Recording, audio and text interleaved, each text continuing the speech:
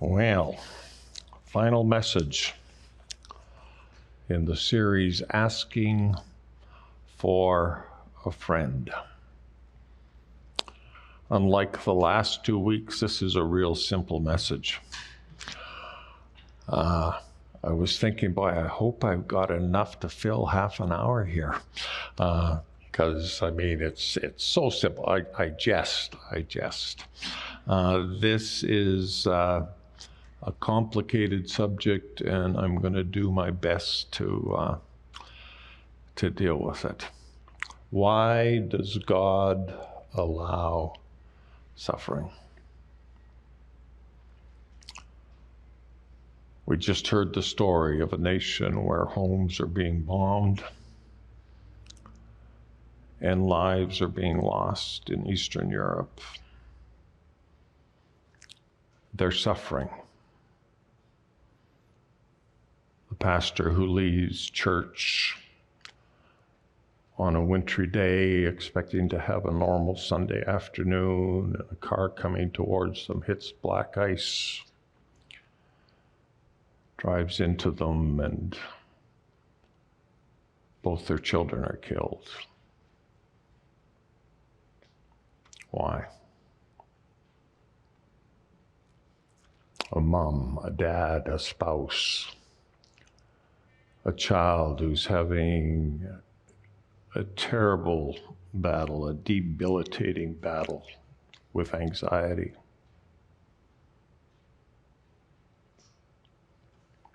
Second World War, in the concentration camps, the chefs would take pieces of glass and grind them down to almost nothing and put them in the soup. And children would gobble down the soup and die from bleeding internally. 12 disciples. One took his own life, 10 of them were martyred, only one died a natural death. Why? Why does God allow suffering? Not a new question. I've been reading through the book of Isaiah since we were in Mexico, and I was reading chapter 64 this week and came to verses 10 to 12. And this is the people of Jerusalem crying out, "Every one of your towns has turned into a desert, especially Jerusalem. Zion's glorious and holy temple, where our ancestors praised you, has been destroyed by fire. Our beautiful buildings are now a pile of ruins. When you see these things, how can you just sit there and make us suffer more?" This is not something new to the 21st century or the 20th. Why, God, are you just sitting there and letting us suffer more? Suffering is nothing new. And I'm absolutely 100% sure tonight that I'm not going to be able to satisfy you with the answer to the question, why does God allow suffering? I'm absolutely sure of that. But it's a question we need to grapple with, and it's a question your friends will want you to grapple with. Larry King had his nighttime interview for what seemed like decades, and it probably was decades. And to him, this was the issue of why he couldn't become a Christian.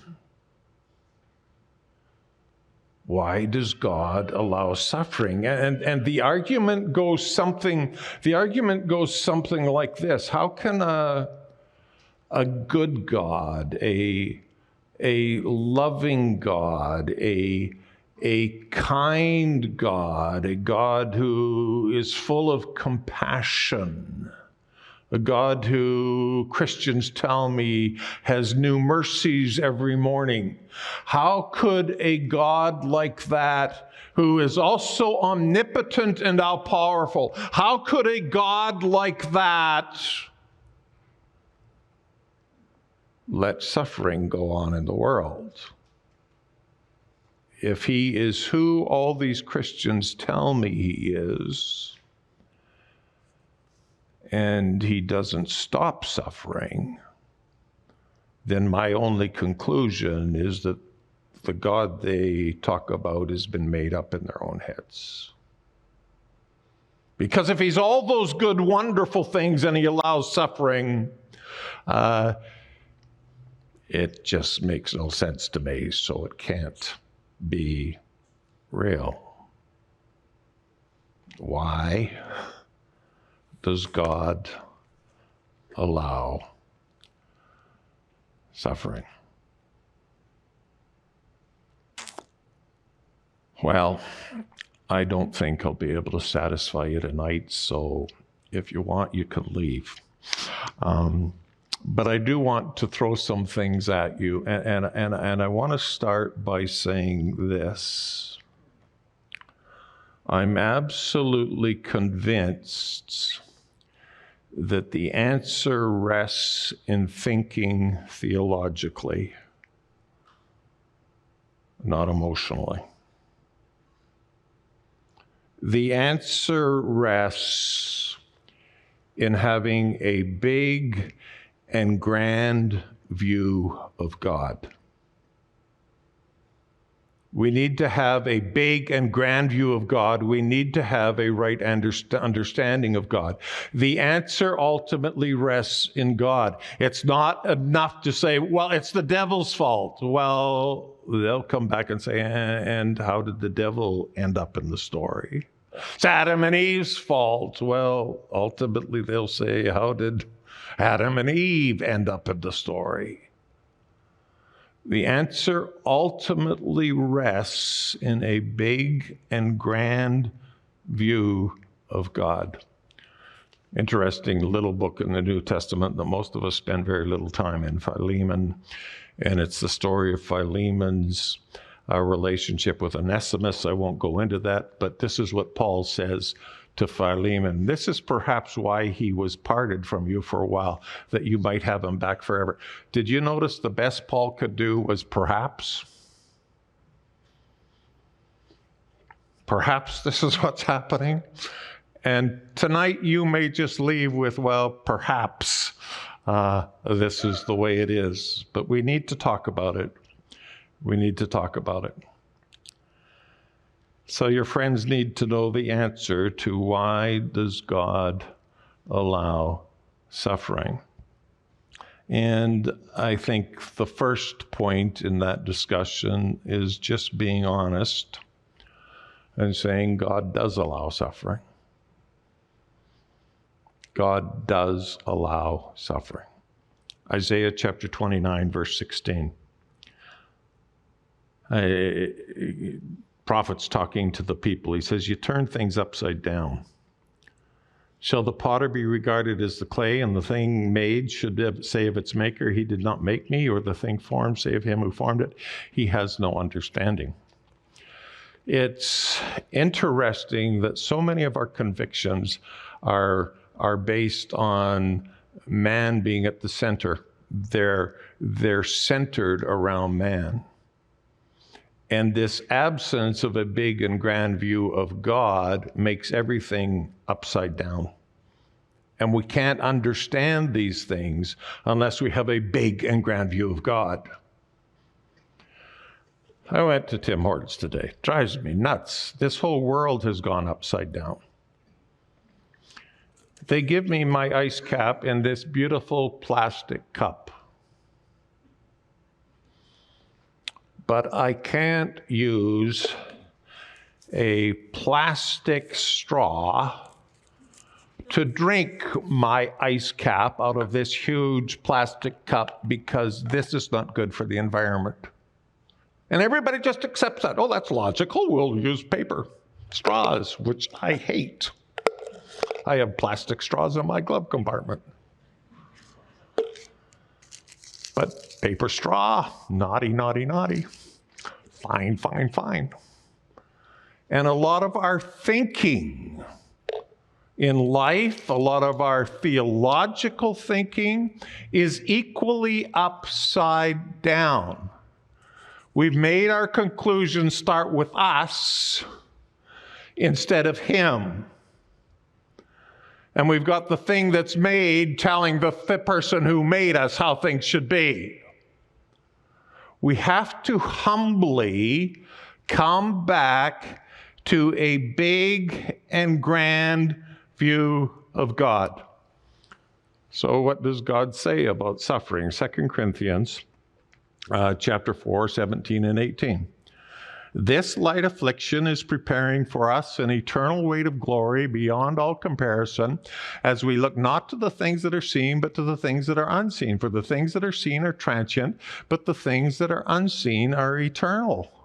So what do we read here? God allows, God permits light affliction because it's really working in us an eternal weight of glory.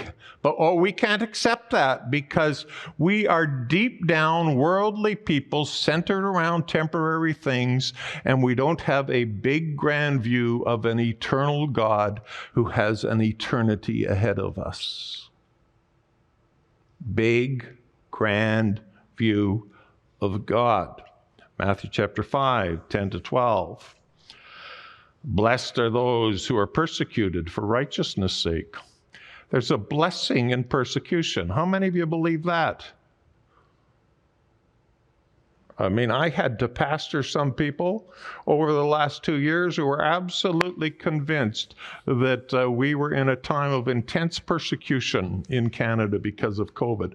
Well, I know we weren't, because I didn't see a lot of Christians regarding it as a time of blessing. Because that's how we handle persecution. We say, blessed be the Lord, I'm being blessed right now. Blessed are you when others revile you, persecute you, utter all kinds of evil against you falsely on my account. Rejoice and be glad. I wasn't hearing a lot of rejoicing. I wasn't hearing a lot of gladness. For your reward is great in heaven. They persecuted the prophets which were before you. But we get all wrapped up in ourselves and we don't like what is happening, so it's got to be wrong. And God says, you're getting persecuted? I'm actually blessing you, right? We are what? No, God, that's not the way it is. God does apparently allow suffering and persecution. 1 Peter chapter 4.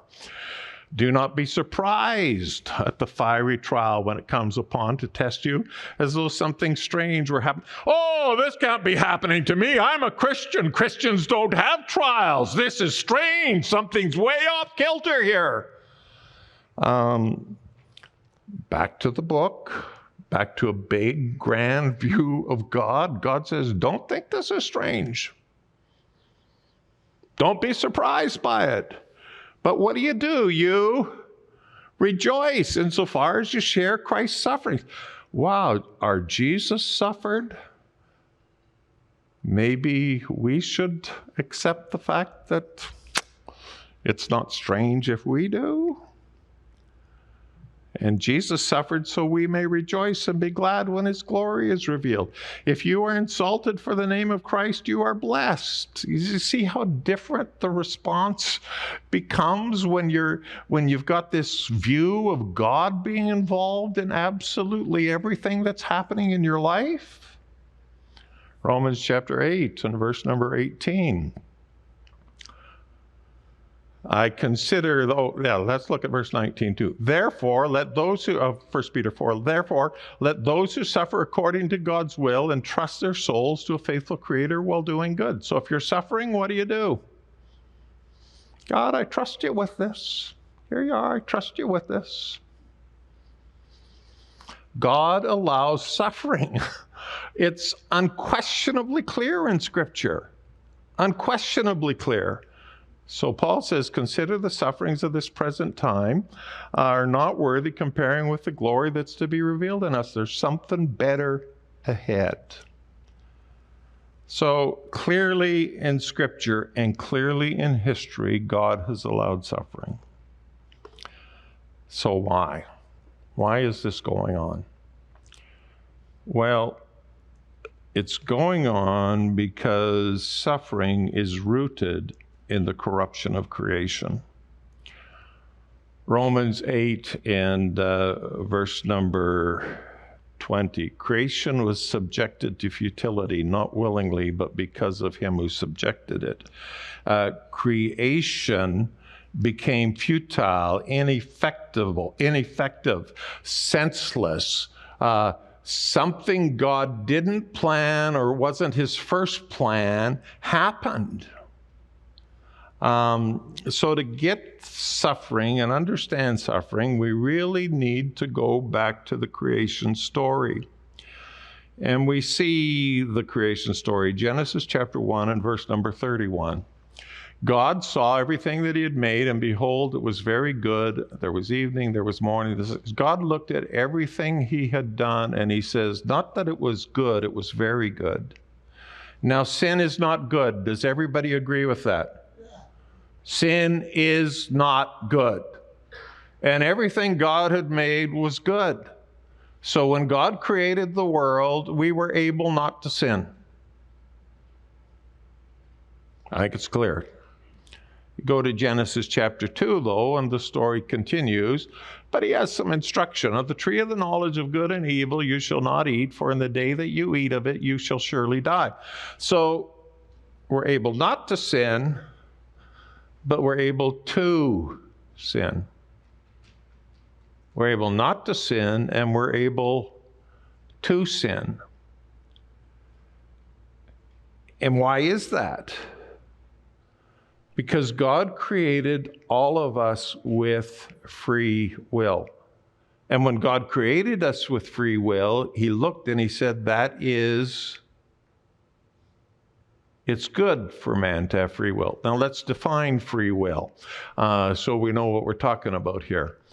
Free will defined the capacity of a conscious mind to make decisions and choices without being forced into them. God created us with a free will. God has a free will. We're made in his image. We have a free will. Why would God do something so silly? Why didn't he just make us robots that got up every morning and did exactly what we were told, went exactly where we were programmed to go, and we did it day after day after? Why didn't God do that?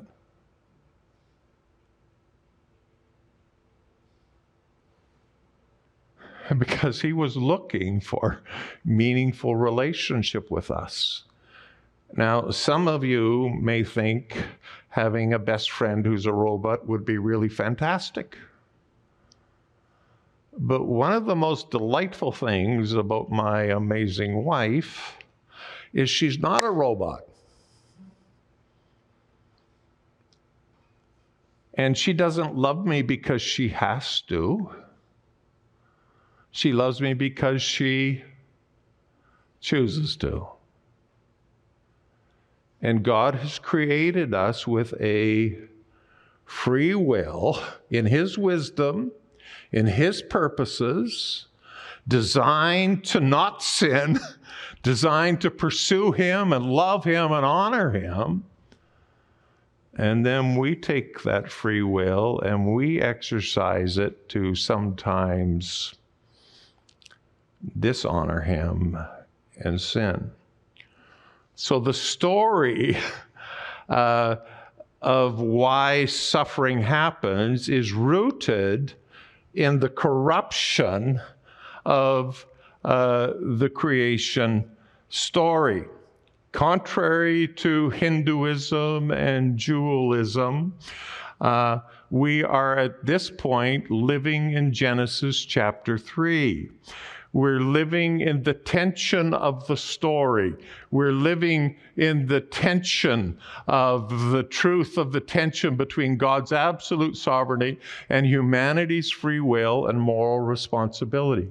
So God, in his bigness and his grandness, did not create billions of robots. He created people who are designed to love him and serve him out of a free will and a heart that desires him.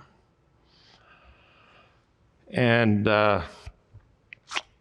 we know that we haven't been real good at that. We haven't always used our free will appropriately. So the third thing your friends need to understand is that loving fathers, parents, use discipline, suffering, removal of pleasures to attempt to bring children back to right and proper attitudes and behavior. Parenting seems real simple until you got kids. And then you find out, man, I love them deeply. And man, they've got a lot of me in them. And they're inclined to have improper attitudes. They're inclined to make bonehead decisions. If you've had kids or remember being a kid, you know that that is true. Isaiah 29 and verse number 16 is an interesting verse. We have already looked at it. You turn things upside down. Potter be regarded as a clay thing made should say of its maker, he did not make me. We tend to, and we see it in our kids pretty early. It's dad's fault. It's mom's fault. Dad doesn't know what he's doing. If mom was just kinder, everything would be, mom is so mean. We act as children as if these big people walking around the house really don't have a clue what they're doing. Kids don't want to sleep. They don't want to go to bed. They'll fight you. Going, I'm not.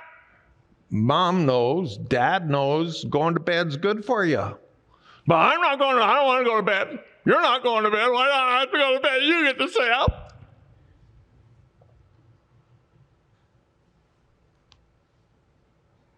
Getting some kids to brush their teeth is a challenge.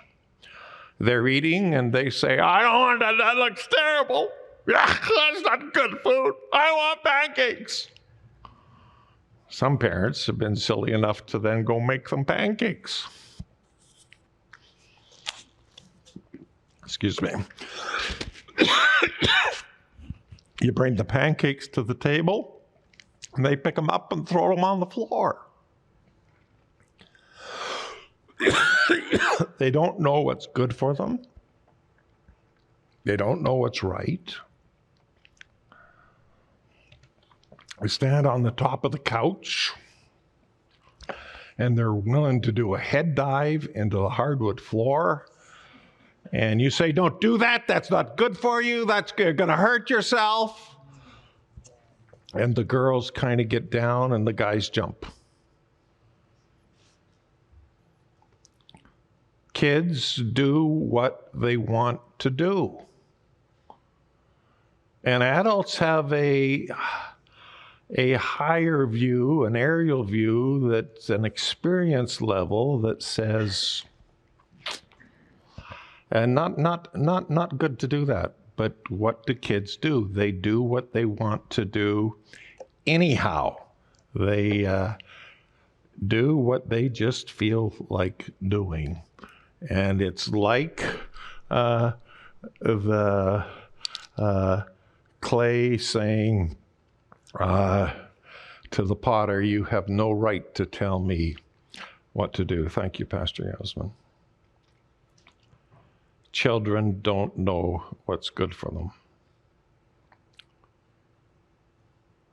Parents have an aerial view, have an understanding that a child can never have.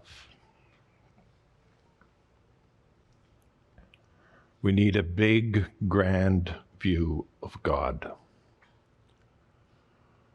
The eternal God who has always been and was before there was a beginning. He's always been. The eternal God who always is. The eternal God who has seen every decision, every action of every man and woman for the last 6,000 plus years. This eternal God who understands, like we don't, that this thing we're doing right now is so insignificant, it's really eternity that matters. That God is the one who gives us instruction and advice. And what do we say back? God, you don't know what you're doing. I'm going to do it my way. I'm going to make myself important. I'm going to pursue things for myself because I'm the one in this picture who matters. And we become so focused on ourselves. We find ourselves going in directions that are so opposed to God's goodwill and good purpose for us. So let me summarize. Let me get out of here as quick as I can. And then we're going to take time to have a few people join me on the platform. We're going to discuss this. So next slide. First, Hebrews chapter 12, 5 to 11. Have you forgotten the exhortation that addresses you as sons? Do not regard lightly the discipline of the Lord, nor be weary when reproved by him. The Lord disciplines the one he loves and chastises every son who receives him. Note the text, study it yourself. Next slide. Isaiah 48, verse 10.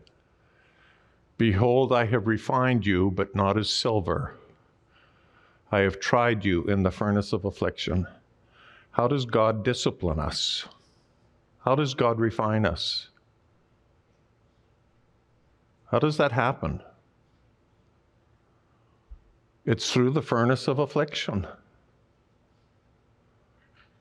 It's taking us through some difficult times where our pleasures are removed from us, when we are experiencing some pain. And why is that? He's not doing it so we'll get more self-centered. He's doing it so we will begin to be concerned about him being glorified and making sure his name's not being profaned. Let's go to the book of Peter now. 1 Peter 2, 20 to 23. I'm not going to read that portion in the interest of time, but in summary, I want to leave you with 4 things. God has created us with free will, and we've used that free will to make some bonehead decisions. Is that untrue in your life? Anybody up here disagree with that? You disagree with me, Paul. Okay, so everybody else agrees with me. Paul disagrees. Okay, Paul, good. He's created us with free will. Verse number 20. What credit is it to you if when you sin, you're beaten for it? Sometimes the problems we have in our life are just because we have made bonehead decisions. It's that simple. Number 2. Suffering is a thing of grace. Verse number 20, if when you do good and suffer for it, you endure, this is a gracious thing in the sight of God. Suffering is actually an act of grace. Suffering is an act of grace in the plans and purposes of God. C.S. Lewis said this: we can ignore even pleasure, but pain insists upon being attended to.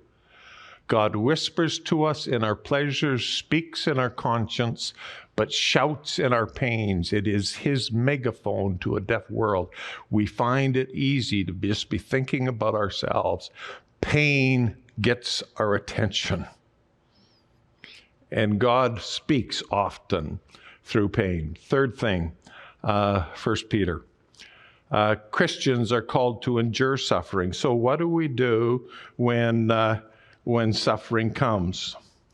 Christ also suffered for you, leaving an example that you might follow in his steps. When he was reviled, he did not suffer, he did not threaten. Christ just endured right to the top. When you do good and suffer, if you endure, this is a gracious thing in the sight of God. So what do we do in our suffering? We endure. We endure. And lastly, number 4,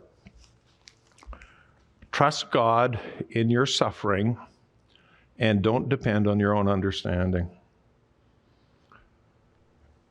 See, a lot of us throw God out the window because we're convinced that I'm suffering and this is bad and I don't get it and I'm not getting what I want.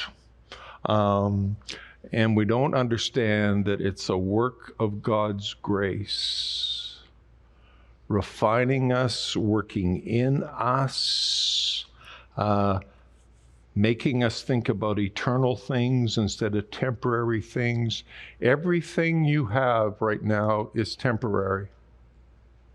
Don't get invested in it. Live for him. Have a big and grand view of God.